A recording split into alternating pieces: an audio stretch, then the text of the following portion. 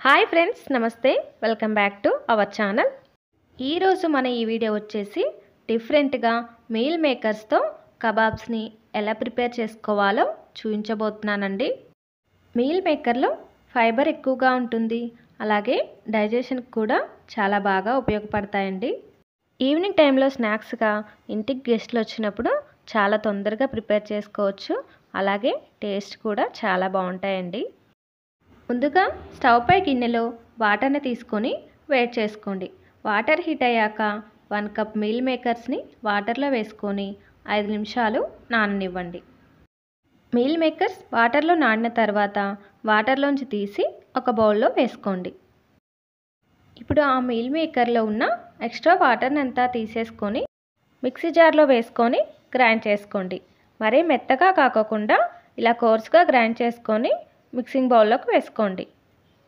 ఇప్పుడు ఇందులోకి ఉడికించి స్మాష్ చేసుకున్న 1 కప్ ఆలుగడ్డ మిశ్రమం, సన్నగా కట్ చేసుకున్న 2 టేబుల్ స్పూన్ల కరివేపాకు, అలాగే 1 టేబుల్ స్పూన్ అల్లం ముక్కలు, 2 పచ్చిమిర్చి ముక్కలు, సన్నగా చాప్ చేసుకున్న వెల్లుల్లి ముక్కలు, రుచికి సరిపడినంత ఉప్పు, 1/2 టీ స్పూన్ పసుపు, Kashmiri chilli powder 1 teaspoon, అలాగే 2 టేబుల్ స్పూన్ల కార్న్ఫ్లోర్, 2 టేబుల్ స్పూన్ల మైదా పిండి, అలాగే కట్ చేసుకున్న కొత్తిమీర, కారం 1 teaspoon, garam masala 1/2 teaspoon, ధనియాల పౌడర్ 1/2 టీ స్పూన్, ఆమ్చూర్ పౌడర్ 1 టీ స్పూన్. ఇవన్నీ కలిసేలాగా బాగా కలుపుకోండి. ఇలా కలుపుకొని పక్కన ఉంచండి. ఇప్పుడు కోటింగ్ కోసం ఒక బౌల్లో 2 టీ స్పూన్ల కార్న్ఫ్లోర్, 2 టీ స్పూన్ల మైదా పిండి, అలాగే కొద్దిగా ఉప్పు వేసి ఒకసారి కలుపుకొని ఇప్పుడు ఇందులోకి వాటర్ని పోసి ఉండలనేవి లేకుండా కలుపుకోండి.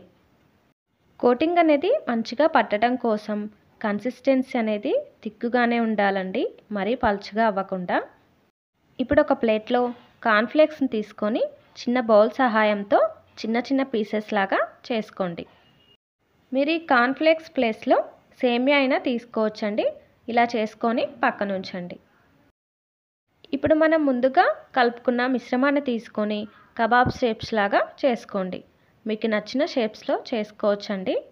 కార్న్ఫ్లోర్ మైదా వాటర్ని మరొకసారి కలుపుకొని మనం తయారు చేసుకున్న కబాబ్ని 2 వైపులా కోటింగ్ అయ్యేలాగా చేసుకొని కార్న్ఫ్లేక్స్లో కూడా 2 వైపులా కోటింగ్ చేసుకొని ఇప్పుడు స్టవ్ పై డీప్ ఫ్రైకి సరిపడా ఆయిల్ని తీసుకొని ఆయిల్ హీట్ అయ్యాక మనం ప్రిపేర్ చేసుకున్న కబాబ్స్ని వేసుకొని ఫ్రై చేసుకోండి. మీడియం ఫ్లేమ్లో 2 వైపులా మంచి కలర్ వచ్చేంత వరకు ఫ్రై చేసుకొని తీసేసుకోండి. మీల్ మేకర్స్తో కర్రీస్ నచ్చని వాళ్ళు ఇలా కబాబ్స్ రూపంలో చేసుకొని హ్యాపీగా ఎంజాయ్ చేయొచ్చండి.